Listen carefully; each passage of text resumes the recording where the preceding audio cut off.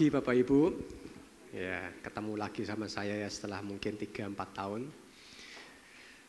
Pandemi memisahkan kita, Saudara. Hari ini judul khotbahnya saya berikan judul The Purpose atau tujuan. Bapak Ibu, saya percaya Tuhan menciptakan kita punya satu tujuan. Ya. Tujuan ini kalau kita mengerti, maka hidup kita akan berguna bagi Tuhan. Bapak Ibu, kita akan mengawali khotbah ini dengan kitab Lukas. Kita buka Lukas pasal 12 ayat 15 sampai 21. Saya akan baca yang ganjil, Bapak Ibu baca yang genap. Lukas pasal 12 ayat 15 sampai 21. Perikopnya adalah orang kaya yang bodoh. Saya mulai dengan ayat 15. Katanya lagi kepada mereka, berjaga-jagalah dan waspadalah terhadap segala ketamakan. Sebab walaupun seorang berlimpah-limpah hartanya, hidupnya tidaklah tergantung daripada kekayaannya itu. Kemudian ia mengatakan kepada mereka suatu perumpamaan. Katanya, ada seorang kaya, tanahnya berlimpah-limpah hasilnya. Ia bertanya dalam hatinya, apakah yang harus aku perbuat? Sebab aku tidak mempunyai tempat di mana aku dapat menyimpan hasil tanahku. Lalu katanya, inilah yang akan aku perbuat. Aku akan merombak lumbung-lumbungku, dan aku akan mendirikan yang lebih besar. Dan aku akan menyimpan di dalamnya segala gandum dan barang-barangku. Sesudah itu aku akan berkata kepada jiwaku, jiwaku ada padamu banyak barang, tertimbun untuk bertahun-tahun lamanya, beristirahatlah, makanlah, minumlah, dan bersenang-senanglah. Tetapi firman Allah kepadanya, hai engkau orang bodoh, pada malam ini juga jiwamu akan diambil daripadamu, dan apa yang telah kau sediakan, untuk siapakah itu nanti? Demikianlah jadinya dengan orang yang mengumpulkan harta bagi dirinya sendiri, jikalau ia tidak kaya di dalam Tuhan. Jadi tema khotbah kita untuk minggu ini yang ditetapkan oleh pusat adalah kita meninggalkan kebodohan dan kita hidup berguna di hadapan Tuhan, Saudara. Nah, Tuhan Yesus dalam perumpamaan ini berkata, ada orang kaya yang bodoh, dia menyimpan harta bendanya yang begitu banyak dan dia tidak membagikannya itu dengan orang lain. Nah, Bapak Ibu, perumpamaan ini harus Anda pahami dalam konteks budaya Israel, ya. Tidak bisa dipahami dalam konteks budaya Temanggung. Dalam konteks budaya Israel yang agraris, seorang petani, apalagi dia ini mungkin lebih dari petani ya, dia memiliki tanah dan dia mengerjakan banyak orang yang bertani dan dia mengumpulkan hartanya. Di dalam konteks kehidupan orang Israel, yang pertama Bapak Ibu, pada saat dia bertani seperti itu dan dia mengumpulkan hasil taninya, Alkitab mengajarkan, Taurat mengajarkan, dia nggak boleh mengambil semua. Dia harus pada saat buruh-buruhnya itu mengirik atau mengumpulkan ada yang tercecer, itu nggak boleh diambil. Ingat kisah Rut, Saudara. Bahkan bila perlu engkau harus membiarkan seolah-olah itu dibuang, dicecer-cecer, supaya orang miskin bisa mengambil dari hasil panenmu. Orang Israel diingatkan oleh Tuhan, kalau kamu panen besar, ingat baik-baik akan orang miskin. Karena orang miskin akan selalu berada di tengah-tengahmu. Jadi Tuhan berkata, aku ada di tengah-tengahmu, tapi kamu harus ingat umatku, orang miskin juga ada di tengah-tengahmu. Berkatilah mereka seperti aku memberkati kamu. Jadilah kepanjangan tanganku supaya engkau dapat memberkati mereka. Tetapi orang kaya ini tidak mengindahkan firman Tuhan. Semua yang dia miliki dimasukkan ke tempat penyimpanan di lumbung. Dan Tuhan berkata, hari ini juga kamu mati. Buat apa semuanya, Saudara? Ini gambaran daripada orang yang fokusnya untuk dirinya sendiri. Dia tidak pernah memikirkan orang lain. Dia tidak pernah melihat kebutuhan orang lain. Dia tidak mempedulikan pekerjaan Tuhan. Dia enggak urusan dengan semuanya. Yang penting untuk akhir hayatku, aku punya uang. Sampai aku mati, aku punya uang. Dan Tuhan mengabulkan doanya, Saudara. Sampai dia mati hari itu juga, dia punya uang banyak. Dan dia nggak bisa menikmati semuanya, saudara. Bapak Ibu, menabung itu harus, ya, berinvestasi itu harus. Tapi kita harus mengingat bahwa uang yang Tuhan berikan kepada kita ini harus kita kembalikan untuk Tuhan. Bapak Ibu dan saya diingatkan Tuhan untuk kita memberikan kepada orang yang nggak punya uang, saudara. Bapak Ibu dan saya diingatkan untuk memberikan persembahan persepuluhan. Dan itu semua adalah jalur-jalur berkatnya Tuhan. Bapak Ibu dan saya diingatkan untuk memberikan uangmu untuk orang tuamu. Amen.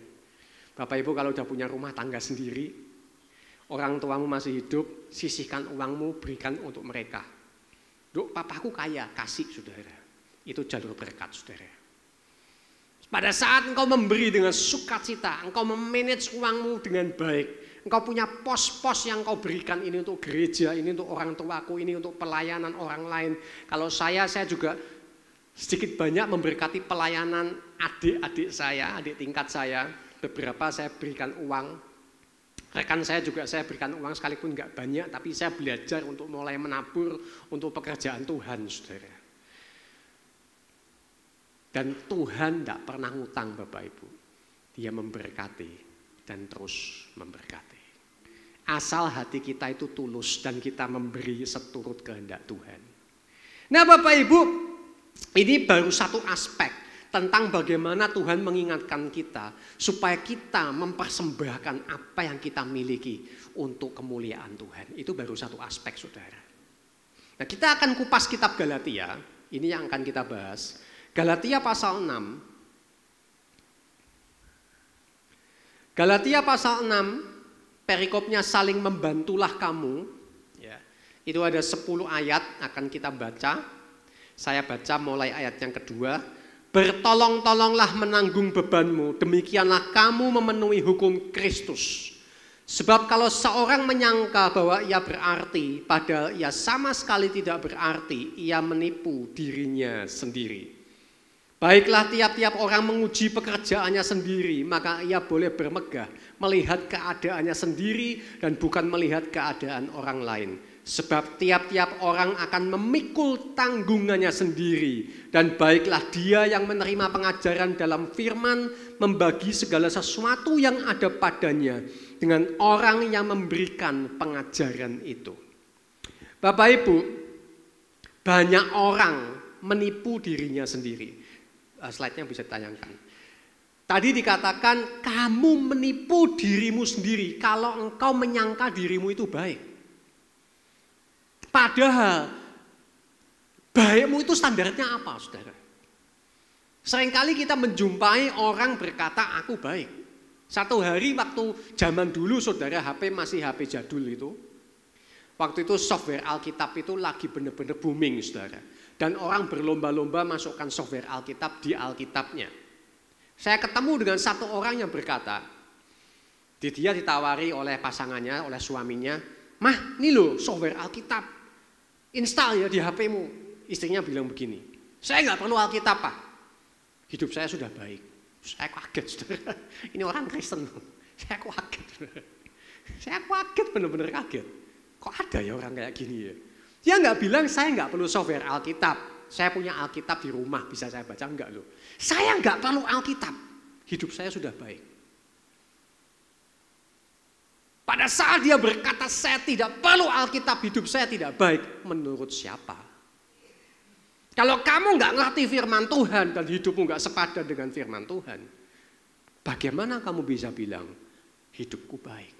Dan kamu umat Tuhan, bagaimana kamu bisa yakin nanti kalau kamu mati, Tuhan panggil kamu menghadap pengadilan, engkau masih bisa berkata, Tuhan hidupku sudah baik, kamu mau apa?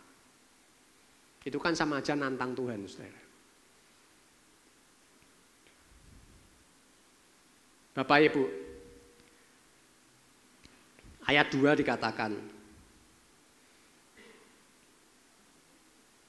bertolong-tolonglah menanggung bebanmu, demikianlah kamu memenuhi hukum Kristus. Jadi ada satu hukum yang Tuhan tanamkan kepada kita itu hukumnya Tuhan. Bukan hukum kita sendiri, bukan hukumnya manusia, tapi hukumnya Tuhan. Dan ayat 3 dikatakan kalau seorang menyangka bahwa dia berarti, ya atau baik and so on, padahal ia sama sekali tidak berarti, dia menipu dirinya sendiri. Tuhan berkata, ujilah dirimu sendiri. Tiap-tiap orang hendaklah menguji pekerjaannya sendiri sehingga ia boleh bermegah melihat keadaannya sendiri, bukan melihat orang lain. Karena setiap kita akan memikul tanggungan kita sendiri di dalam pengadilan Tuhan. Kita akan bertanggung jawab atas kehidupan kita seorang diri, tidak ada orang yang akan bertanggung jawab untuk kita. Dan Tuhan berkata supaya kita juga menghargai orang yang menerima, orang yang mengajarkan firman Tuhan kepada kita. Jadi Bapak Ibu yang dikasihi Tuhan, standarnya apa kita berkata kita baik adalah firman Tuhan. Bapak Ibu, satu hari kita akan menghadap tahta pengadilan Kristus. Dan jangan lupa Bapak Ibu, Tuhan akan pakai ini untuk mengadili kita. Dia akan memakai Alkitab untuk mengadili Anda dan saya. Apakah kita melakukan setiap kebenaran firman yang tertulis ada di sana?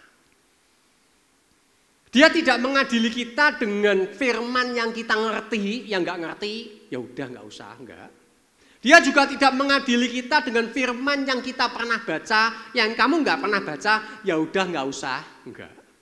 Bapak Ibu, kalau Anda masuk ke satu kota, di luar kota saudara, ya di luar kota ada satu aturan yang berbeda dengan kotamu, kan ada juga gitu kan saudara ya, peraturan-peraturan lalu lintas yang sifatnya kedaerahan begitu, ya terutama rambu-rambu jalan tertentu, itu kalau Anda melanggar kira-kira sama polisi diampuni enggak?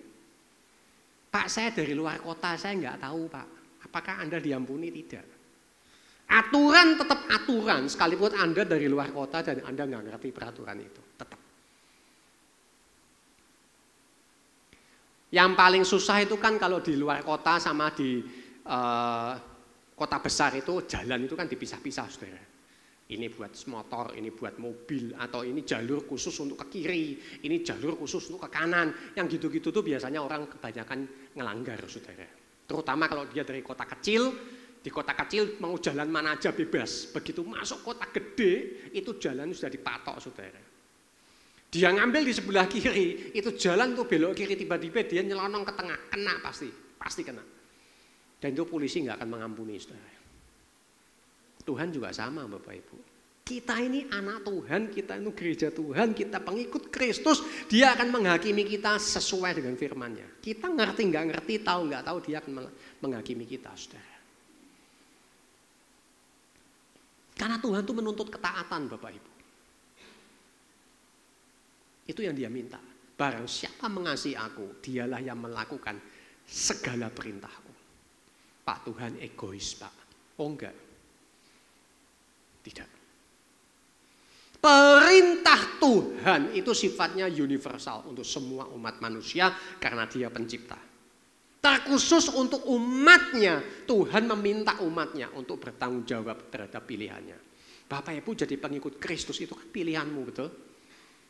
Anda dibaptis, Anda pengen jadi anak Tuhan, itu karena Anda memilih, aku pengen jadi anak Tuhan. Aku kepengen jadi pengikut Kristus, karena Kristus baik kepadaku, Anda menjadi orang Kristen. Pada saat itu Anda punya satu perjanjian dengan dia, aku akan mengikuti segala perintahmu. Kristen artinya pengikut Kristus harus melakukan perintah Tuhan Bapak Ibu. Makanya kadang-kadang kita lupa saudara. Kita merasa diri kita baik karena sudah melakukan ini dan ini gitu. Oh saya kalau dimaki nggak pernah bales. Terus yang dibilang. Atau mungkin saya kalau orang utang saya nggak pernah nagih lagi, terus itu yang jadi stressingnya. Atau mungkin aku kalau berdoa itu sehari sekian jam, terus itu yang jadi stressingnya. Apakah kamu melakukan firman-firman yang lain? Bapak Ibu, Tuhan menginginkan Anda dan saya belajar untuk taat semua firman. Pak, kok ndak enak? Siapa yang bilang, Bapak Ibu? Anda dan saya harus percaya untuk setiap ketaatanmu itu ada berkatnya sendiri. Kalau Bapak Ibu rajin berdoa, engkau punya roh yang kuat. Amin. Kalau engkau rajin baca Alkitab, engkau ngerti firman Tuhan, engkau akan punya spirit yang kuat, roh yang kuat. Karena itu adalah janji dan firman itu menguatkan engkau. Kitab Roma berkata, firman Allah, Injil adalah kekuatan Allah yang bisa menyelamatkan orang. Firman ini dahsyat, saudara. Dia dapat mengubah kehidupanmu dari yang tidak ada menjadi ada. Dia menciptakan dunia ini dari yang tidak ada menjadi ada. Yang menjadi masalah apakah kita mempercayai firman ini atau tidak.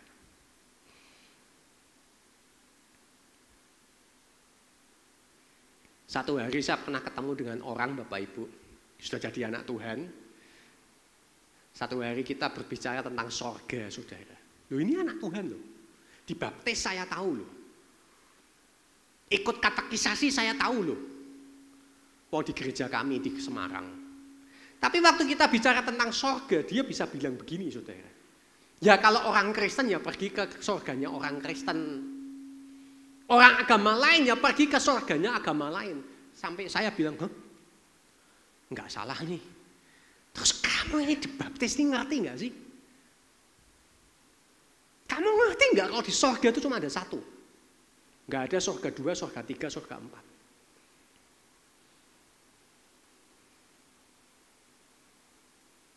Pencipta cuma ada satu, saudara. Bapak Ibu bisa bayangkan enggak kalau pencipta itu ada 5? Halo, Bapak Ibu, masuk logika enggak? Yesus maunya bumi bulat gitu. Pencipta yang ono bulat, enggak seru, segitiga. Yang sana bilang segitiga. Kotak paling bagus, kotak berantem enggak, saudara? Yesus bilang, "Bundar, kotak segitiga, bundar." Kowe arep apa kowe, Betul enggak ini? Lama-lama berantem itu penciptanya. Pencipta cuma ada satu, Bapak Ibu. Tuhan cuma ada satu. Tuhan enggak mungkin ada banyak. Logika manusia mengatakan Tuhan cuma ada satu, enggak mungkin ada banyak Tuhan. Tapi kenapa dia bisa bilang orang Kristen masuk ke surganya, orang agama lain masuk ke surganya? How can? Berarti kamu nggak ngerti firman. Jadi ada banyak anak Tuhan itu sudah dibaptis, sudah pergi ke gereja, masih nggak ngerti firman.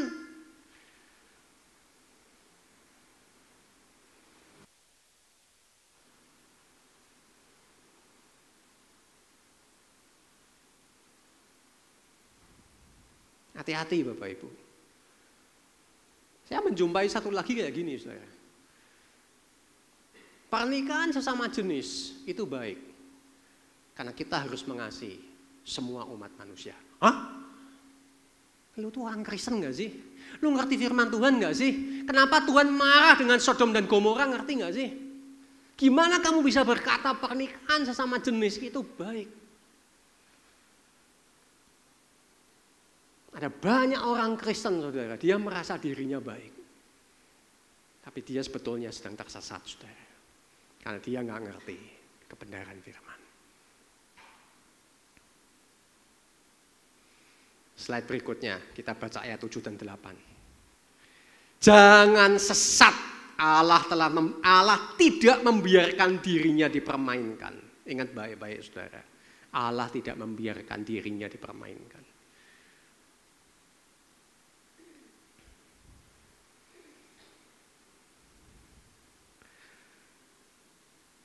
Ada banyak anak Tuhan mempermainkan Tuhan, saudara. Ada banyak anak Tuhan. Mungkin bukan anak kali ya. Orang Kristen tapi bukan anak Tuhan. Dia berani kurang ajar sama Tuhan. Dan Tuhan tidak mau dirinya dipermainkan, saudara.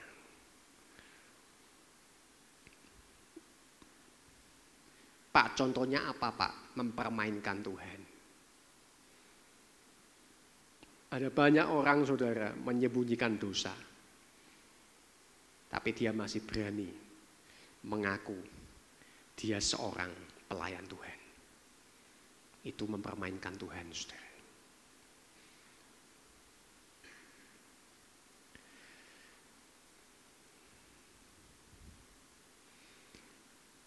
Tuhan berkata di ayat 7, karena apa yang ditabur orang itu juga akan dituainya. Sebab barang siapa menabur dalam dagingnya, ia akan menuai kebinasaan dari dagingnya. Tetapi barang siapa menabur dalam roh, ia akan menuai hidup yang kekal dari roh itu. Jadi yang pertama Bapak Ibu, kalau kita berkata aku harus berbuat baik, aku harus melayani, aku harus melakukan ini dan itu, landasan pertamanya adalah hidup kita harus benar Bapak Ibu. Perbuatan baik kita, pelayanan kita tidak bisa diperkenan Tuhan kalau hidup kita enggak benar. Maafkan saya Bapak Ibu, enggak bisa.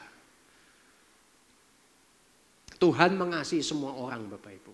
Kasihnya tulus, tidak pernah berkesudahan. Tapi apakah kita menyenangkan hati Dia? Memperkenan hati Dia itu belum tentu. Seorang suami istri itu saling mengasihi Bapak Ibu. Seperti apapun suaminya, seperti apapun istrinya, mereka akan tetap saling mencintai satu dengan yang lain. Tapi apakah sikap-sikap suaminya selalu menyenangkan istrinya? Apakah sikap-sikap istrinya selalu menyenangkan suaminya? Belum tentu. Untuk seorang suami bisa menyenangkan istrinya, dia harus menunjukkan sesuatu yang disenangi oleh istrinya. Untuk seorang suami istri bisa menyenangkan suaminya, dia harus melakukan apa yang disenangkan oleh suaminya. Sama seperti Tuhan, saudara. Tuhan mengasihi Anda itu tidak pernah berhenti, saudara. Bapak Ibu dan saya mau kayak apapun, Dia mencintai kita. Itu karakternya Dia tidak bisa tidak, Dia pasti mencintai Anda. Pak, kok saya tidak ngerti karena Anda bukan Tuhan, saudara. Cintanya sama kita tuh nggak pernah habis. Tidak pernah berhenti kasih setiaku kepadamu. Selalu baru rahmatku kepadamu, selalu. Tapi apakah kita menyenangkan hatinya Dia? Itu pertanyaan kedua.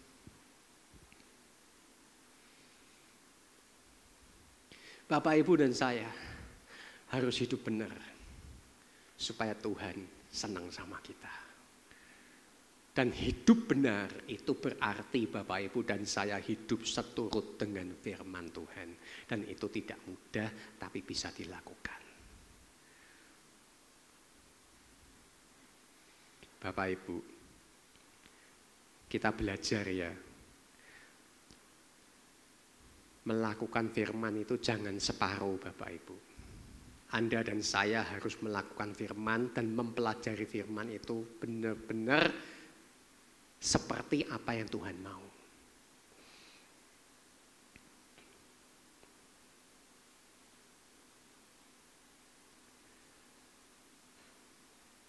Setiap kebenaran itu ada berkatnya. Bapak Ibu taat di hal keuangan, Anda akan menuai berkat keuangan. Bapak Ibu taat di pengampunan, Anda akan menuai damai sejahtera. Bapak Ibu taat untuk Anda tunduk kepada suami, itu istri. Engkau akan mendapatkan berkat dari suamimu. Setiap firman itu punya buahnya sendiri. Makanya Tuhan berkata, saudara, untuk penabur, kenapa firman yang tertanam, tertabur di lahan yang subur itu bisa tumbuh 30 kali lipat, 60 kali lipat, dan 100 kali lipat. Bapak Ibu pernah membayangkan enggak Bapak Ibu? Tanah yang sama ditanduri, ditanam dengan benih yang sama, diperlakukan dengan sama, kira-kira hasilnya sama enggak? Kurang lebih pasti sama. Enggak mungkin toh, tanahnya sama, benihnya sama semua, perlakuannya sama, bisa jomplang yang satu 30, yang satu 60 berarti berbuah 100-200%, yang satu 100 kali lipat berbuah 300%, itu aneh. Tapi itu bicara soal ketaatan Bapak Ibu dan saya. Kalau Bapak Ibu taat 30 bagian firman Tuhan, engkau akan menuai ya 30 bagian itu. Kalau Bapak Ibu taat 60 firman Tuhan, engkau akan menuai 60 bagian itu. Kalau Anda taat 100 bagian firman Tuhan, Anda akan menuai 100 bagian firman Tuhan. Itulah yang disebut dengan kehidupan yang berkelimpahan.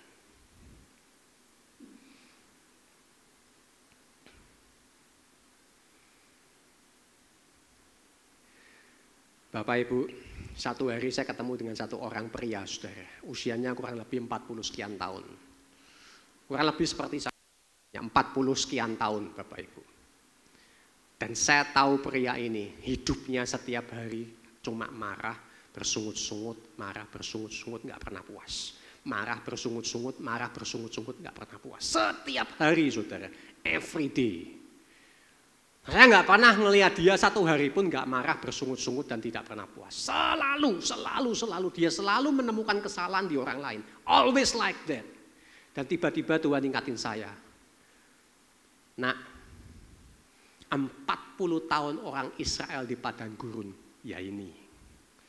Kayak gini nih loh, orang Israel dulu 40 tahun tuh kayak gini. Orang yang kamu lihatnya kan usianya 40 tahun lebih. Setiap hari kamu tahu dia tidak pernah mengucap syukur. Setiap hari dia selalu melihat kesalahan orang lain. Setiap hari dia selalu merasa tidak puas. Inilah yang disebut 40 tahun ada di padang gurun. Dia nggak pernah mengalami kebahagiaan. Sekalipun dia punya duit, dia nggak pernah menikmati berkat-berkat Tuhan. Dia hidup di dalam kesengsaraan yang diciptakan sendiri. Oleh karena dia tidak pernah bisa mensyukuri berkat yang aku berikan.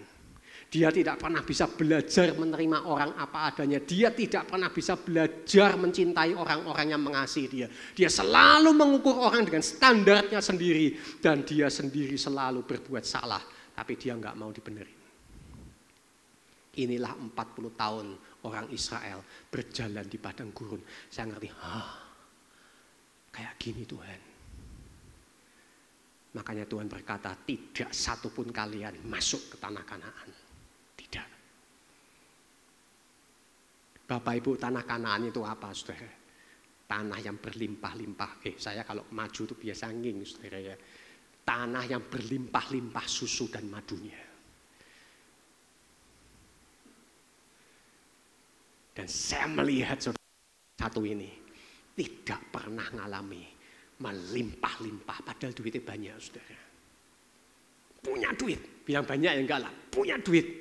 Tapi dia nggak pernah menikmati berkat-berkat Tuhan. Nggak pernah. Pelit banget saudara. Saya ngeliat kok persis banget ya Tuhan. Orang Israel juga nggak pernah masuk ke tanah yang berlimpah-limpah susu dan madunya.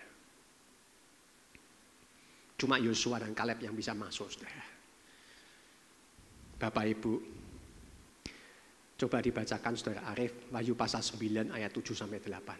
19, perjamuan kawin anak domba, ayat 7-8. Wahyu pasal 19 ayat 7 sampai yang ke-8, demikian bunyi firman Tuhan. Marilah kita bersukacita dan bersorak-sorai dan memuliakan Dia, karena hari perkawinan anak domba telah tiba dan pengantinnya telah siap sedia, dan kepadanya dikaruniakan supaya memakai kain lenan halus yang berkilau-kilau dan yang putih bersih. Lenan halus itu adalah perbuatan-perbuatan yang benar dari orang-orang kudus. Ya. Satu hari kelak Tuhan akan datang yang kedua kali saudara. Dan dia akan menjemput gerejanya. Yang mati di dalam Kristus akan dibangkitkan. Yang hidup akan mengalami rapture atau pengangkatan. Anda bisa baca itu di kitab 1 Tesalonika. Dan ini benar-benar akan terjadi saudara, ini pasti. Bapak Ibu, nanti kita akan belajar di slide terakhir tentang peta zaman, saya akan jelaskan kenapa ini pasti terjadi. Di waktu kita inilah saudara, Anda dan saya akan mengalami kedatangan Tuhan yang kedua kali. Makanya Anda dan saya disuruh sama Tuhan untuk berjaga-jaga dan siap sedia. Setiap kali Tuhan berkata tentang kerajaan Allah, aku akan datang kembali, dia selalu ngomong berjaga-jagalah, siap sedia. Selalu saudara. Dan itu konteksnya adalah pernikahan. Jadi Bapak Ibu, Paulus pernah berkata, aku mempertunangkan engkau dengan satu pria, yaitu Yesus Kristus. Supaya kamu menjadi perawan yang suci. Jadi pernikahan orang Yahudi itu enggak kayak kita. Pada saat seorang wanita dipersunting oleh seorang pria, menjadi tunangannya itu sudah suami istri saudara. Cuman mereka belum boleh bersetubuh karena mereka belum punya rumah. Makanya Yesus berkata, aku akan pergi ke rumah Bapakku dan aku akan membuat rumah bagimu. Kalau rumahku jadi, kamu akan aku jemput. Itu bicara pernikahan, saudara. Dan pria Israel akan meninggalkan gadisnya. Kurang lebih selama 1 tahun dia akan mempersiapkan rumah bagi istrinya, tunangannya. Setelah rumah ini jadi, dia akan jemput istrinya. Dan apa yang Anda baca di Wahyu pasal 19 adalah pada saat gereja dijemput oleh Tuhan. Dan di sana dikatakan di ayat 8. Pengantinnya telah siap sedia, gereja sudah siap. Dan kepadanya dikaruniakan. Jadi pakaianmu nanti dikaruniakan oleh Tuhan supaya memakai kain lenan halus yang berkilau-kilauan yang putih bersih. Maksudnya apa, Pak? Pada saat seorang wanita Israel dipersunting, ditunang oleh pasangannya, pasangannya akan pergi buat rumah selama 1 tahun, dia akan mempersiapkan pakaian nikahnya, saudara. Zaman dulu nggak ada bridal, nggak ada sewa pakaian nikah, mereka buat sendiri. Serius, buat sendiri Bapak Ibu. Selama 1 tahun wanita ini akan buat sendiri pakaian pernikahannya. Dan dia akan menggunakan uangnya untuk membeli rempah-rempah yang mahal. Untuk apa? Untuk yang pertama seperti Ratu Esther. Setengah tahun wanita ini akan membersihkan tubuhnya. Itu yang disebut dengan sanctification, dikuduskan. Mungkin yang panu-panu gitu ya, dibersihin gitu supaya sembuh. 6 bulan berikutnya itu beautification, mempercantik.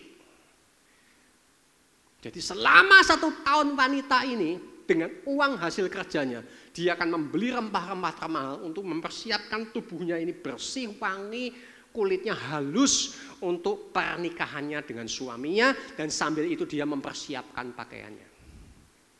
Dan ayat ini berkata, wanitanya, gerejanya sudah siap sedia dan kain lenan halus yang berkilau-kilauan diberikan kepadanya. Jadi perbuatan baik kita, saudara, perbuatan kebenaran kita yang selama di bumi ini kita kerjakan, nanti pada waktu kita menghadap kepada Yesus itu akan ditukar dengan pakaian pernikahan kita. Bapak Ibu paham?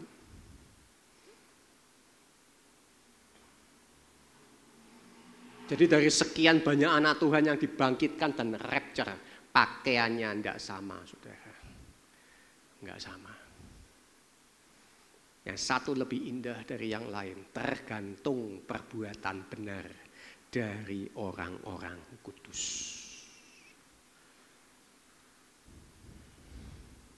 Pak, apakah kita akan menikah secara harfiah dengan Yesus? Tidak. Ini hanyalah arti figuratif. Kenapa Tuhan pakai gambar pernikahan? Karena pernikahan adalah hubungan yang paling intim yang bisa dipahami oleh otak manusia. Dan ingat baik-baik saudara ya, kalau Bapak Ibu menikah pengen apa? Punya anak. Betul ya? Orang nikah biasanya pengen punya anak. Anak itu berarti adalah buah kandunganmu. Jadi orang nikah itu pengen fruitful, pengen keluar buahnya berupa baby, bayi. Makanya Yesus bilang, kamu adalah mempelai wanita, aku mempelai pria. Kenapa? Karena Tuhan pengen gereja itu berbuah, saudara. Berbuah apa, Pak? Pada saat Yesus mendiami gereja dengan rohnya, Roh Kudus. Gereja diberikan firman kebenaran, benih-benih firman. Gereja akan bertumbuh, menghasilkan buah-buah kebenaran yang berlimpah-limpah. Itulah buah kandungan kita, saudara. Yang pada saat kita nanti menghadap Yesus, itu akan kita persembahkan. Dan itu akan dikonversi menjadi pakaian pernikahan kita. Dan nanti akan dikonversi juga menjadi upah kita. Kita buka kitab 1 Korintus pasal 15, saudara. 1 Korintus pasal 15 ayat 40 sampai 44, saudara Arif bisa dibantu saya.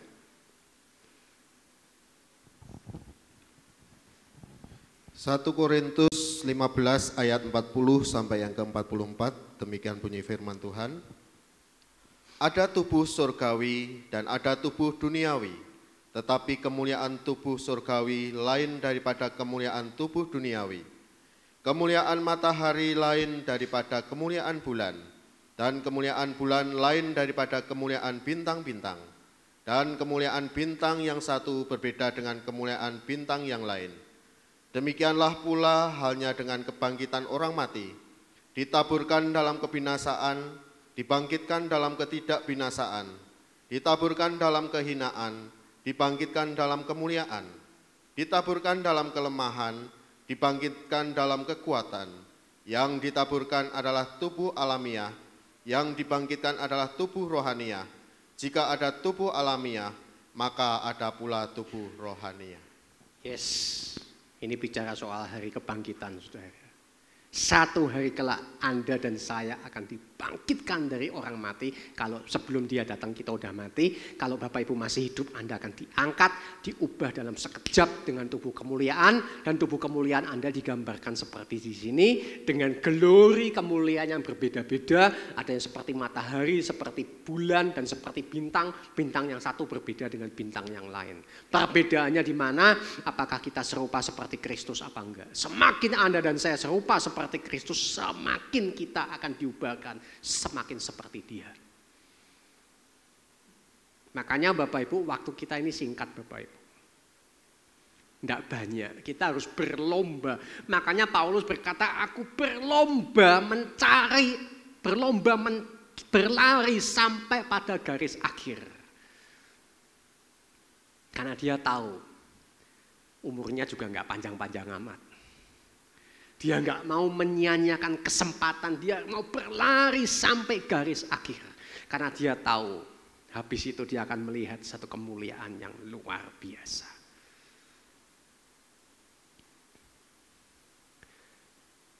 Tadi kita barusan bincang-bincang saya sama Pak Arif ya. Ada satu pendeta yang baik ya. Kenapa kok dikasih tubuh yang begitu menyakitkan, dalam tanda kutip kayaknya sial gitu ya. Gara-gara keteledoran dokter, pendeta ini bisa kena penyakit dan dia akhirnya mati dengan penyakit itu. Tadi Pak Arif tanya kenapa, saya juga bilang nggak tahu. Saya satu hari ngalami sakit Bapak Ibu. Tensi saya naik, tinggi banget 140 aja. Karena triglycerid saya naik saudara. Nggak gede-gede banget, cuma 200 saudara. 200 atau 300 saya lupa. Dan itu saya sempoyongan kayak orang yang nggak ngerti saudara. Karena saya nggak pernah sakit begitu. Dan Tuhan mengizinkan telinga sebelah kiri saya sampai hari ini berdenging dan nggak sembuh saudara. Saya kadang tanya Tuhan kenapa aku nggak mau sembuhin. Sampai hari ini why. Dia nggak pernah jawab. Tapi di sini saya mempelajari satu hal saudara. Saya semakin menghargai tubuh kemuliaan Tuhan. Saya tahu tubuh saya ini nggak sempurna. Saya orang suka olahraga, saya orang suka diet, saya jaga pola makan saya. Tapi satu hari Tuhan izinkan saya tetap kena sesuatu, saudara. Di situ Tuhan ngingetin saya, pengalaman pribadi saya. Kamu boleh jaga tubuhmu kayak apa, tetap itu tubuh fana.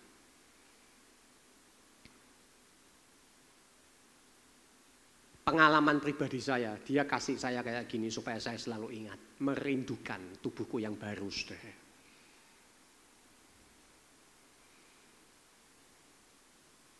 Supaya saya enggak terlalu berbangga dengan tubuh saya. Tuhan kasih supaya saya ingat, nanti satu hari kamu akan kuberikan tubuh yang baru. Supaya saya selalu ingat peristiwa kedatangan Tuhan yang kedua kali. Itu pengalaman pribadi saya, Bapak Ibu ya. Nah, kapan Bapak Ibu Tuhan akan memberikan kita upah? Slide berikutnya, Galatia 6 ayat 9 dan 10, saudara.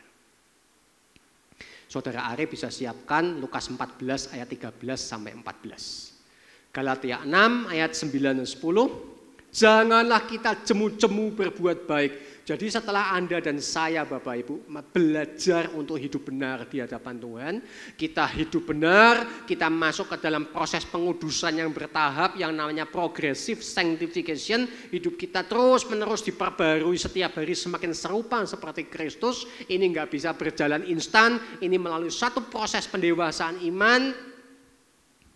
Dan Tuhan berkata jangan kita jemu-jemu berbuat baik, karena apabila sudah datang waktunya kita akan menuai jika kita tidak menjadi lemah. Karena itu selama masih ada kesempatan bagi kita, marilah kita berbuat baik kepada semua orang, terutama kepada kawan-kawan kita seiman. Kadang Bapak Ibu Anda berbuat baik, orang itu nggak akan berterima kasih sama engkau, betul? Saya pemimpin di sekolah, saudara.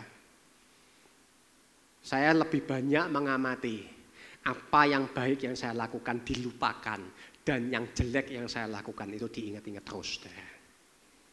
Betul apa betul? Saya ulangi ya. Saya sebagai seorang pemimpin di sekolahan, semua hal yang baik yang saya lakukan itu lebih banyak dilupakan. Dan yang diingat kejelekan saya. Kadang kalau ngelihat itu gemes, saudara.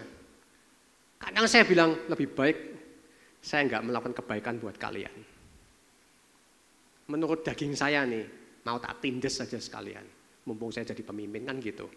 Manusia lama saya, manusia jahat saya. Yang diingat yang jelek melulu, saudara. Padahal saya kalau mau dihitung nih, sama teman-teman saya gitu ya. Kami satu tim pemimpin. Banyak hal perubahan baik yang kami lakukan untuk mereka. Tapi seringkali dilupakan, saudara. Tapi Tuhan ingetin, kalau kamu berhenti berbuat baik, kamu udah kalah. Kamu terus berbuat baik, sekalipun mereka tak pernah berterima kasih sama kamu. Dan yang kedua, mungkin itu cuma perasaan saya doang. Belum tentu kejadiannya seperti itu, saudara. Ya, kadang kita tuh baper, kadang kita tuh overthinking. Belum tentu orangnya kayak gitu, tapi kita tuh baper, sensi gitu. Maka Tuhan bilang, ojo sensi, tiwas kamu sensi, nggak berbuat baik, rugi.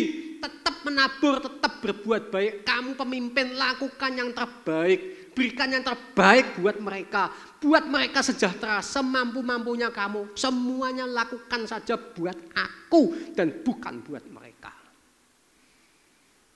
Makanya pada saat saya belajar Tuhan, saya mau belajar melakukan yang terbaik buat kamu. Saya kuat, saudara, di dalam segala perkara.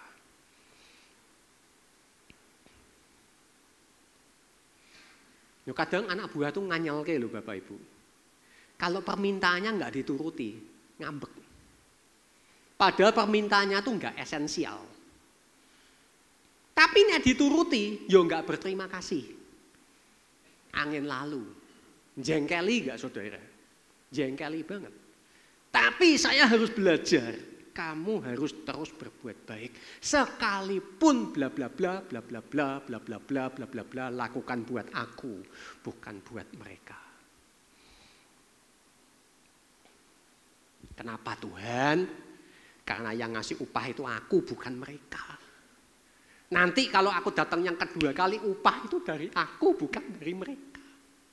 Jadi kalau kamu berhenti berbuat baik karena respon mereka, rugi. Kamu nggak dapat upah dari aku. Oh gitu ya Tuhan.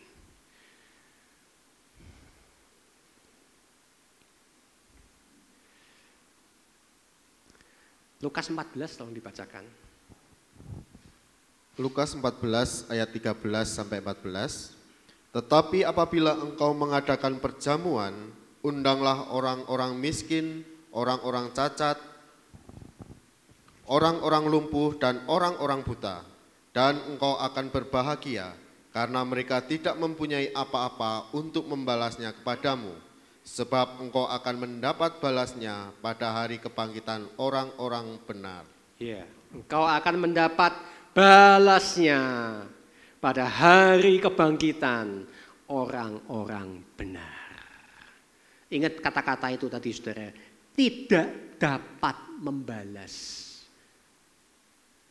Bahkan kadang-kadang tidak tahu untuk membalas. Ngucapin terima kasih aja kagak, saudara. Makanya kalau saya dikasih orang, saya lupa ngucapin terima kasih, saya langsung WA, saudara. Saya minta maaf ya Pak, saya lupa ngucap terima kasih. Saya lupa beneran karena sibuk. Terima kasih Pak untuk berkat yang Tuhan berikan lewat kamu. Selalu saya ngucapin terima kasih, saya nggak boleh lupa, saudara. Nek lupa ya mohon maaf, dimaafkan. Begitu saya ingat, saya pasti akan chat dia, minta terima kasih. Satu hari saya ketemu dengan seorang jemaat, saudara. Jemaat ini cukup kaya Bapak Ibu, kaya. Dia bilang,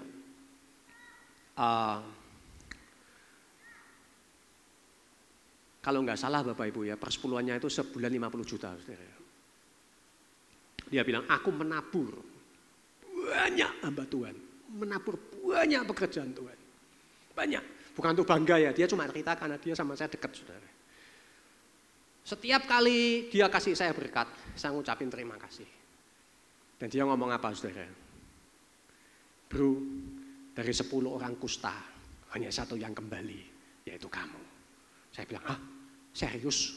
Yang lain gak ucapin terima kasih? Dia cuma bilang, hehehe. Bayangin, saudara. Yang dikasih ini bukan ecek-ecek loh, saudara. Yang dikasih ini hamba Tuhan loh, saudara. Dia bilang, bro, dari 10 orang kusta yang balik cuma kamu. Maksudnya apa? Cuma kamu yang terima kasih sama aku, yang lain tidak. Bayangin, saudara.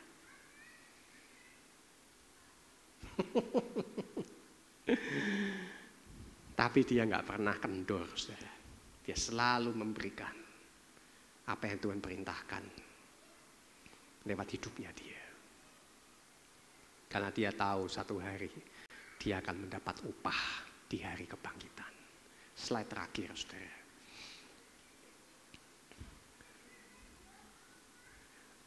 Boleh ditayangkan slide terakhirnya. Slide ini dari Om Bekti ya, bukan saya yang menciptakan. Jadi Bapak Ibu dan saya hanya diberikan waktu untuk hidup di dunia ini 7.000 tahun. 7.000 tahun. Atau tepatnya hanya 6.000 tahun itu waktu manusia.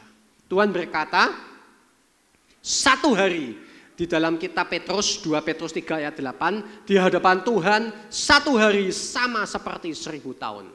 Baik orang Kristen, baik orang Yahudi, mereka percaya 1 hari Tuhan itu 1.000 tahun manusia. Jadi pada waktu Tuhan menciptakan alam semesta ini, merenovasi bumi, dia mencipta selama 6.000 tahun, dia merenov selama 6.000 tahun selama 6 hari itulah 6.000 tahun manusia. Di hari ke-7 dia istirahat, itulah hari Sabat, tahun Sabat 1.000 tahun buat kita. Kejadian 1 ayat 1 Tuhan menciptakan semuanya indah, saudara. Tapi kenapa dikatakan di situ bumi itu gelap, kosong, tidak berbentuk, kacau balau? Bahasa Ibrani-nya tohu itu hampa. Karena di situ ada satu kejadian iblis waktu dibuang dari sorga, dia turun ke dunia dan dia merusak ciptaan Allah. Enggak cuma bumi, saudara. Alam semesta ini diobrak-abrik sama dia. Kemudian Tuhan mulai merenovasi hari pertama, hari kedua, ya terus sampai hari ke-6 dia berhenti, saudara.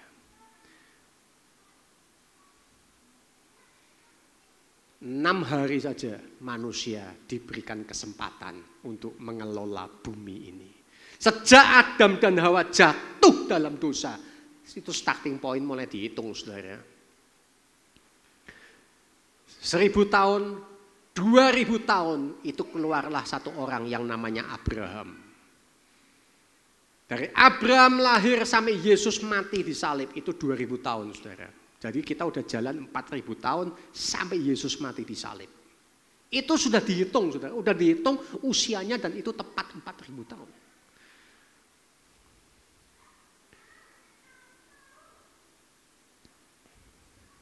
Dari Yesus mati sampai nanti dia datang yang berikutnya kedua kali itu ada 2.000 tahun, saudara. Jadi Bapak Ibu bisa memprediksi kapan Tuhan datang itu udah bisa diprediksi. Kita nggak bisa pastikan Tuhan akan datang tahun 2030 karena Yesus mati itu 30 Masehi. Kita nggak bisa ngomong begitu. Ya. Tapi kita sudah tahu tanda-tandanya sudah dekat, saudara. Sangat dekat. Dia akan datang yang kedua kali. Saya mau kasih satu tanda yang Bapak Ibu harus ngerti. Yang pertama, bangsa Israel lahir sebagai satu bangsa. 1948. Israel itu merdeka, saudara. Selama ribuan tahun sejak Israel Utara dan Israel Selatan dibuang, diserak-serakkan, mereka menjadi bangsa yang tidak pernah berdaulat di tanahnya sendiri. 1948 mereka merdeka dan mereka menduduki Israel, tanah perjanjian itu. Itu digenapi Yeskiel pasal 37, saudara. Tulang kering dibangkitkan, satu bangsa lahir dalam sehari. 1948, 14 Mei mereka menduduki Israel kembali. 1967 Yerusalem ditaklukkan oleh Israel, direbut kembali. Dan Bapak Ibu ingat baik-baik, berkat untuk orang Israel selalu diberikan pada saat mereka ada di tanah perjanjian. Tuhan gak pernah memberkati orang Israel di luar tanah perjanjian. People and land, tanah dan tanah perjanjian dan orangnya itu selalu bergandeng tangan. Saudara. Makanya begitu mereka pulang ke tanah perjanjian itu diberkati kembali sama Tuhan. Yeskiel pasal 36, saudara, Anda bisa baca di situ, Tuhan merenovasi tanah Israel secara ajaib. Sebelum orang Israel pulang tahun 1948, tanah Israel itu tandus luar biasa. Bahkan yang namanya kaktus nggak bisa tumbuh di situ. Tandus, benar-benar tandus, tanah yang terkutuk. Kenapa? Karena Tuhan tidak kepengen bangsa lain masuk ke situ. Itu hanya disediakan bagi umat pilihannya. Sebelum mereka kembali 1948, Yeskiel pasal 36 digenapi, Tuhan merenovasi tanah Israel menjadi subur. Yeskiel pasal 37 digenapi, mereka pulang, saudara. Tuhan ajaib. Dan tanda berikutnya, tanda kedua kalau Anda nggak percaya. Apa yang dilakukan Tuhan dengan Sodom dan Gomora, saudara? Tuhan itu kan bertahta di sorga. Kapan Tuhan turun? Pada saat dia melihat keluhan-keluhan yang tidak lagi bisa ditolerir sama Tuhan tentang kota Sodom dan Gomora. Pada saat dia turun, dia melihat benar juga. Apa yang terjadi di sana? Sodomi, saudara. Hubungan seks pria dengan pria, wanita dengan wanita. Kerusakan yang luar biasa terjadi di sana. Dan Tuhan memutuskan untuk meluluhlantakan Sodom dan Gomora. Yang berikutnya, makanya Tuhan bilang seperti di zaman Lot, seperti di zaman Nuh, demikian kedatangan anak manusia. Nuh, ada apa dengan Nuh? Saudaraku, Kejadian pasal 8 itu terjadi di luar nalar manusia. Malaikat-malaikat itu menghamili manusia. Caranya gimana? Mereka bisa menciptakan, mereka bisa saudara bisa mengubah hukum alam ini. Dia bisa manipulasi, saudara, sehingga dia bisa dengan teknologi mereka, dia bisa menghamili sehingga keluar raksasa-raksasa. Pak, kok Anda percaya itu? Apakah itu bukan dongeng? Tidak, orang Yahudi percaya itu, saudara. Saya agak panjang dikit ya Pak Arif ya. Jadi orang Yahudi itu percaya, benar-benar percaya di zaman Nuh benar-benar terjadi persetubuhan antara malaikat yang jatuh dengan manusia sehingga keluar raksasa, orang-orang jahat yang menguasai dan berbuat kelaliman sehingga umat manusia itu mau dibantai, dibersihin, saudara. Makanya Tuhan sekali lagi melihat ternyata mengerikan sekali manusia pada waktu itu dan dia menciptakan air bah untuk menghabisi semuanya kecuali Nuh dan keluarganya, saudara. Kalau yang tadi Lot dan keluarganya, yang ini Nuh dan keluarganya. Pada saat terjadi pernikahan yang tidak wajar, di situ Tuhan akan turun dari surga dan menghabisi umat manusia. Dan itu terjadi berulang-ulang. Apa yang terjadi berikutnya? 7 suku Kanaan, saudara. Tuhan berkata kepada Musa, kepada Abraham, keturunanmu akan masuk ke sini, tapi nunggu dulu 400 tahun. Kenapa? Sampai nanti kedurjanaan orang-orang di sana menjadi genap, maka umatku, keturunanmu akan masuk ke sana dan akan menghabisi mereka semua. Apa sih yang mereka lakukan? Sodomit, saudara.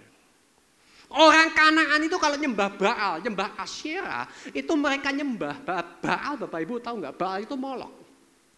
Molok itu cara nyembahnya itu anakmu itu bukan anakmu, sorry, anak mereka itu dibakar hidup-hidup, saudara. Jadi mereka punya tungku yang besar. Pada saat alat musik itu dibunyikan, orang itu akan mempersembahkan anaknya hidup-hidup, dilempar ke api. Anda bisa bayangkan nggak anak itu teriak-teriak, saudara.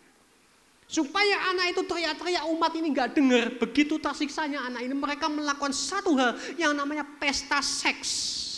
Saat itu, pada saat mereka melakukan ritual keagamaan mereka langsung melakukan hubungan seks yang tidak wajar. Makanya kalau Anda buka di Alkitab, ada yang disebut sundal bakti. Itu persetubuhan laki-laki dengan laki-laki, saudara. Jadi orang laki-laki pada waktu itu ada, maaf saudara ya, yang memberikan tubuhnya untuk disetubuhi pada saat terjadi ritual penyembahan kepada dewa-dewa mereka. Makanya Tuhan bilang, musnahkan mereka. Selalu sama yang ini saudara, Tuhan itu jijik. Karena itu sebuah usaha manusia untuk mengubah hukum Tuhan secara radikal. Yang paling hakiki itu pernikahan. Yang kedua itu gender, saudara. Dan hari-hari ini manusia mengubah semuanya itu. Laki-laki dengan laki-laki, laki-laki dan perempuan operasi plastik ganti perempuan jadi laki, laki oplas jadi perempuan. Enggak jelas semua. Dan Tuhan pasti sekali lagi akan turun dari surga. Habisi semuanya, setuju katakan amin, saudara. Makanya kalau Anda berkata, wah Tuhan datang masih lama, hati-hati saudara. Manusia ini udah nantang Tuhan, berkata Tuhan mana? Enggak datang-datang. Perbuatan mereka itu nantang Tuhan, saudara. Yang terakhir Grammy Award, saudara, mereka lakukan tarian itu tarian setan, saudara. Yang mereka sebut unholy. Yang menciptakan lagu ini, yang menciptakan tarian ini berkata, dengan bangga aku mempersembahkan satu tarian dengan tema unholy. Temanya setan, satanic worship, saudara. Manusia dengan terang-terangan nentang Tuhan. Dan yang paling parah itu dilakukan oleh satu bangsa yang dulu pernah sangat mencintai Tuhan, bangsa Amerika, saudara, dan Eropa. Pada saat Tuhan melihat ini, ingat baik-baik, saudara, dia akan turun, dia akan lihat, dia akan sapu bersih. Makanya Tuhan berkata, sekali lagi aku tidak akan menenggelamkan umat manusia, tapi aku akan membakar. Slide berikutnya, saudara. Jadi di hari setelah hari ke-6 ini, Tuhan akan datang dari sorga. Itu kedatangan Tuhan yang kedua kali. Yang mana Anda dan saya akan dibangkitkan kalau kita udah mati atau kita rapture. Kita akan memerintah bersama dia selama 1000 tahun. Itu milenium yang ke-7, saudara. Sebelum 1000 tahun ini akan ada masa sengsara 7 tahun yang dapat Anda baca di kitab Wahyu mulai pasal 6. Sampai pasal 18. Anda bisa baca di situ kesengsaraan manusia yang menentang Tuhan. Dan satu kata yang paling saya ngeri, bulu kudus saya berdiri. Orang itu dikatakan di situ, dia disiksa, dia mengalami begitu banyak kehancuran kosmik, kehancuran di mana-mana, kematian yang begitu mengerikan, dan mereka tetap menghujat Tuhan. Bayangin, sudah enggak bertobat. Dan satu ayat dikatakan mereka mau mati, mereka mencari mati dan tidak menemukan kematian. Loh, ini mengeri loh saudara. Saya baru ngerti ayat ini berapa hari yang lalu. Karena ada orang cerita bunuh diri, saudara. Saya ingat ayat ini. Oh gila ya. Orang udah bunuh. Jadi dia melihat kengerian yang begitu ngeri. Mereka bunuh diri, saudara. Mereka tidak kuat, mereka bunuh diri. Tidak mati. Anda bisa bayangkan nggak, saudara? Nadinya dipotong, darah udah keluar, sudah mau mati, gak mati. Minum baygon, betul? Wah, minum baygon rasanya kayak apa, betul? Saya sih gak pernah ngerasain sih. Kalau udah ngerasain pasti gak akan cerita. Gak mati, saudara. Pak Bekti pernah cerita ada satu orang minum soda api, dadanya panas sampai membara, gak mati. Bayangin kayak gitu, gak mati, Tuhan gak kasih mati, saudara. Itu yang terjadi di masa sengsara 7 tahun. Zaman Antikris. Kemudian dia akan menyudahi manusia yang jahat ini. Dan dia akan memerintah selama 1000 tahun. Yesus Kristus di muka bumi ini bersama kita. Setelah itu dia akan membuat langit yang baru dan bumi yang baru. Langit yang lama dan bumi yang lama akan dihanguskan, dibakar. Dan Anda dan saya akan masuk ke Yerusalem baru, langit yang baru, bumi yang baru, kekal selama-lamanya bersama dengan Tuhan. Bapak Ibu, waktu kita sangat singkat Bapak Ibu. Jangan mainan Bapak Ibu. Jangan mainan. Saya sudah swear God, saya bersumpah kepada Tuhan, kemanapun saya pergi, selama Tuhan gak kasih saya tema lain, saya akan bicara soal Tuhan datang kembali. Saya udah gak peduli, saya gak diundang khotbah lagi, saya gak peduli saudara. Saya pokoknya hanya mau berbicara tentang kedatangan Tuhan yang kedua kali, kecuali saya dikasih tema lain. Karena saya tahu waktunya udah mepet banget saudara. Saya diketawain di mana-mana saudara. Saya diketawain. Teman-teman saya mengetawakan saya. Senior saya mengetawakan saya. Kamu bicara Tuhan datang, kapan Tuhan datang? Kamu tahu nggak Tuhan datangnya kapan? Saya bilang, lah lu pendeta masa lu nggak ngerti? Nggak mau saya jawab saudara. You have to know, kamu pendeta, kamu ngerti firman, kamu ngerti kebenaran. Kenapa kamu bertanya-tanya seperti orang bodoh nggak ngerti firman? Tuhan tidak bisa dipermainkan. Kalau dia datang, dia akan datang dan Tuhan berkata, aku akan datang. Seperti pencuri. Di waktu yang kamu gak akan duga-duga. Boom, di situ dia datang. Justru Bapak Ibu di saat semuanya tenang. Semuanya damai. Hati-hati Bapak Ibu. Bisa jadi itu hari terakhir kita ada di sini. Dan saya selalu berkata, Tuhan, aku menantikan hari itu. Aku menantikan. Karena itu hari di mana aku akan mempertanggungjawabkan semuanya dan aku akan mendapatkan upahku dan aku akan bertemu dengan dia yang selama ini aku sembah, nggak pernah lihat wajahnya. Saya akan bertemu dengan Yesus yang telah menebus saya dari kutuk dosa dan kutuk maut. Orang yang pernah mati di kayu salib buat saya. Saya kepengen ketemu dia. Saya kepengen ngucapin terima kasih face to face. Saya pengen peluk dia, saya pengen sembah dia. Face to face di hadapan dia. Hari yang saya nantikan di mana dia nongol di depan saya, saudara. Dan saya sungkur di hadapan dia, saudara. A greatest day in my life. Bertemu dengan Sang Juru Selamat. Bapak Ibu, apakah Anda punya hati yang seperti itu? Marilah kita berdoa, saudara. Bapa di surga, hari ini Engkau berfirman kepada kami. Engkau mencintai dan Engkau mengasihi kami. Engkau mengingatkan kami bahwa Engkau akan datang segera. Engkau mengingatkan kami untuk kami hidup benar di hadapan Tuhan. Engkau mengingatkan kami bahwa kami tidak dihakimi dengan separuh firman, sepertiga firman atau 80% firman. Tetapi semua kebenaran firman Tuhan, Engkau akan melihat apakah kami sudah melakukan apa belum. Maka kami akan mendapatkan upahnya Tuhan. Kami bersukacita dan kami berterima kasih Tuhan. Karena Engkau baik buat kami, rancangan-Mu indah Tuhan. Bapak, ingatkan kami Bapak. Tolong kami saudara. Saudaraku, pada saat Engkau hari ini ada di sini. Dan Engkau mungkin menyadari aku telah menyia-nyiakan hidupku selama ini.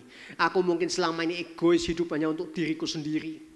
Aku mungkin selama ini pelit, aku mungkin selama ini egois, aku tidak peduli orang lain. Mulai hari ini saudara, mari kita berubah. Mari kita menggunakan apa yang kita miliki, hidup kita belajar untuk kasih lebih buat Tuhan. Ini kesempatan, dan saya masih di bumi ini kesempatan saudara. Anda mengumpulkan harta di surga, ini kesempatan Anda menyenangkan hati Tuhan, mempelaimu. Ini kesempatan Anda menyenangkan hati dia. Karena pada saat dia datang kembali, kesempatan itu sudah tertutup saudara. Inilah waktu kasih karunia. Inilah waktu perkenanan itu. Tuhan berkata inilah waktu untuk menabur. Dan kau akan menuai nanti. Tuai yang besar.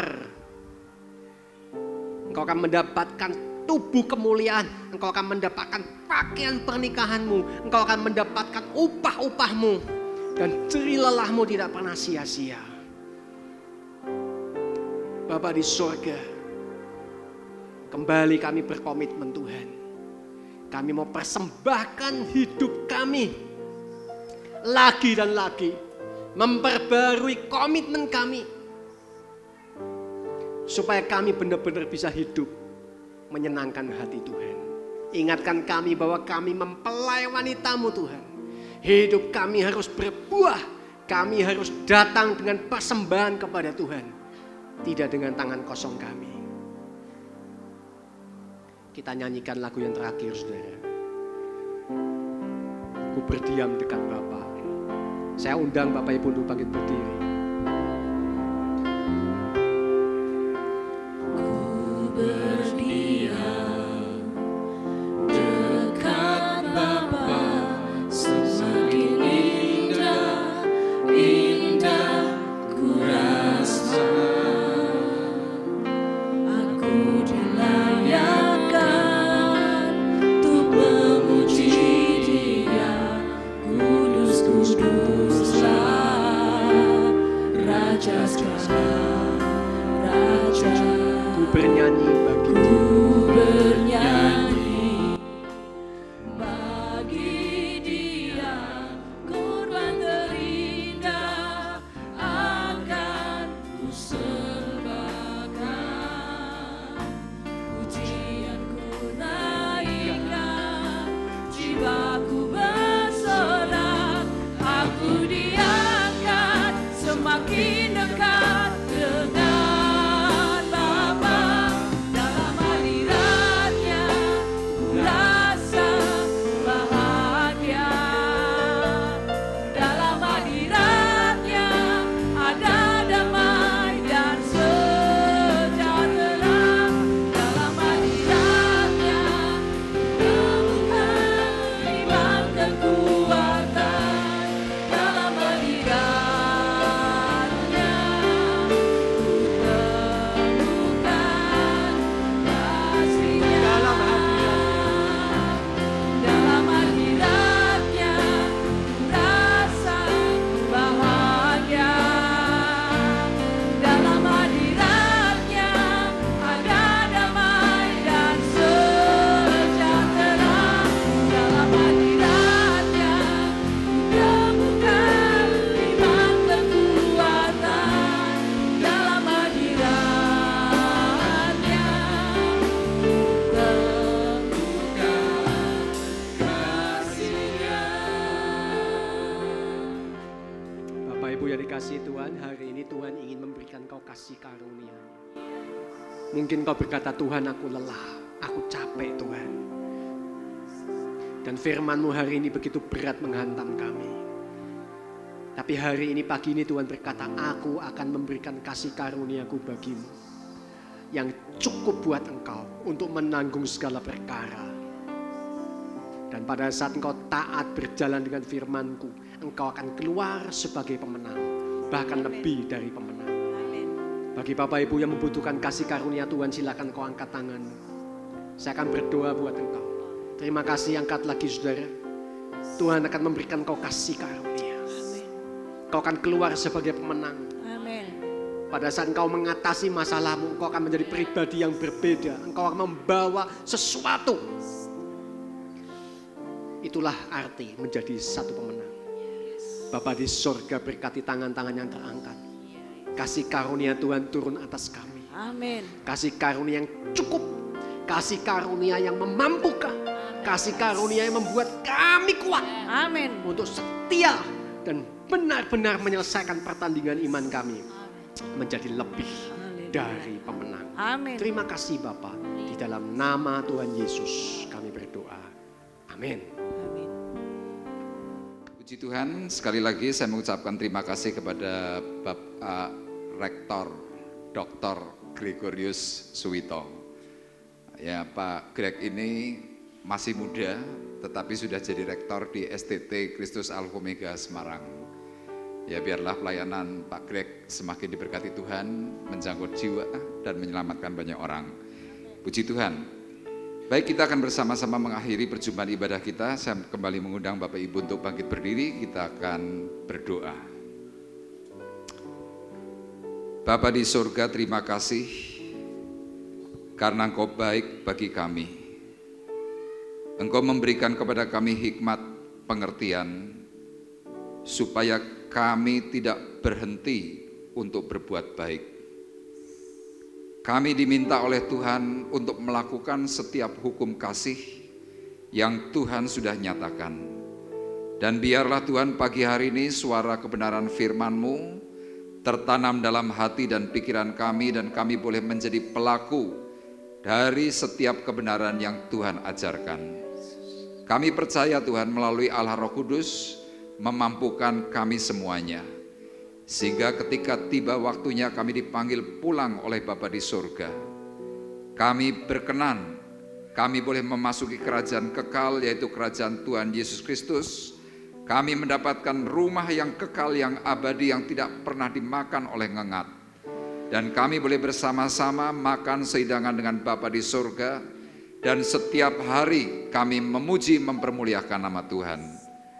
Terima kasih Bapa di surga, Engkau berkati hamba-Mu, Bapak Pendeta Gregorius Suwito bersama Ibu, bersama anak terkasih.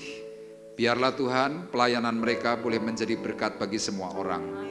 Bahkan sebagai seorang rektor, dia boleh menjangkau, membawa orang-orang yang terlibat di dalam kebenaran yang semakin nyata.